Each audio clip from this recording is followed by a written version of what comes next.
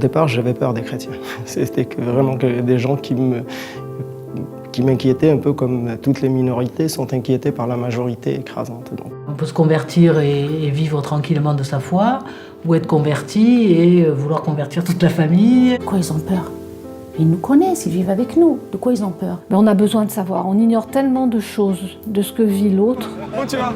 Ta forme? Et toi? On n'a pas découvert le 7 janvier, comme certains, la nécessité de dialoguer. Et les religions sont à la traîne. Elles se sont accrochées à ce mouvement pour essayer de trouver dans leur fondement ce que dit le Coran, ce que dit la Bible. C'est juste une question d'ouverture d'esprit et de respect de l'autre et de vivre en harmonie, c'est tout. Donc si tes enfants disent « moi je veux être chrétien », pas de problème. C'est une question d'ouverture d'esprit et de... Si t'as épousé quelqu'un de musulman, c'est que ça te gêne pas que tes enfants deviennent musulmans, et j'espère l'inverse. Je suis désolé, mais c'est pas aux parents de choisir la religion des enfants. Plus il y a des conflits, plus les gens sentent le besoin, voire la nécessité d'apaiser les situations, d'aller vers l'autre, essayer de le comprendre. Il faut briser l'ennui de la tradition par la rencontre de l'autre. Il faut du temps. Parce que le vrai dialogue suppose la confiance. Comment vous faites quand vous n'êtes pas d'accord? On se tape dessus? Ah non, pas encore. On se déclare le djihad, les uns contre les autres.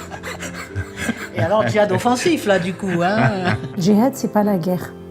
C'est plutôt les hommes qui, dans l'application des dogmes d'une religion, vont être très monolithiques, au final. La Bible elle-même dit que la pureté peut être une maladie et qu'on peut avoir une conception pharisienne des choses. Quand on n'est pas d'accord, il ne faut pas s'arrêter à l'affect, à l'émotion. Il faut justement prendre un peu de recul et ensemble, on va analyser, c'est-à-dire regarder nos textes respectifs. Il ne s'agit pas de créer un syncrétisme béat et débile. Le vivre ensemble politique implique aussi des dissensions et des différences. Dès lors qu'on invite les uns et les autres à se rencontrer, on participe d'une manière et d'une autre à l'instauration de la paix sociale entre tout le monde.